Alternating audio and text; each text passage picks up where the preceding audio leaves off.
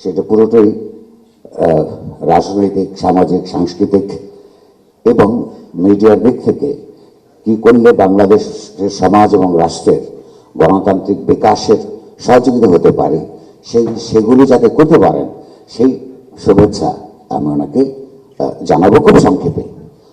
আমরা আজকে এই মুহূর্তে এমন একটা সময়ে এখানে সবাই সমবেত হয়েছি যখন একটা পুরনো ভীষণভাবে স্বৈরতান্ত্রিক একটা ব্যবস্থা একটা বড় ধরনের শিক্ষার্থী গণ অভ্যুত্থানের মুখে পতন ঘটেছে।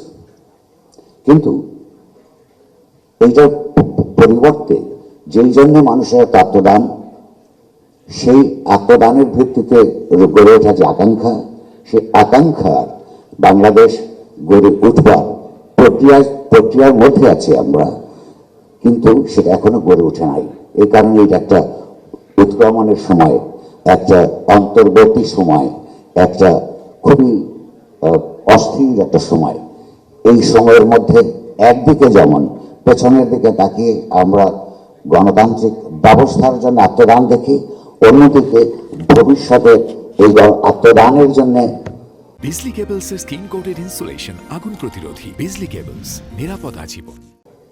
আত্মদানের মাধ্যমে যে আকাঙ্ক্ষা সমাজে মূর্ত হয়েছিল, সেগুলো কি পদ্ধতিতে বাস্তবায়ন করা সম্ভব, সেগুলো আলোচনা এই সময় বেশি হওয়া দরকার। নইলে আমাদের মানুষের নারী, পুরুষ, শিশু, তরুণ, তরুণী তাদের 3 সপ্তাহের মধ্যে, মাত্র 3 সপ্তাহ সময়ের মধ্যে একটা স্বাধীন দেশে প্রায় 1500 নারী, পুরুষ, তরুণ, তরুণী, শিশুর মৃত্যু, 20,000-এর মতন তরুণদের ইনজিউড হয়ে যাওয়া, তার মধ্যে প্রায় 700-800 সারা জীবন ধরে না দেখবার অবস্থায় তৈরি হয়েছে, তাদের চোখের আলো হারিয়েছেন।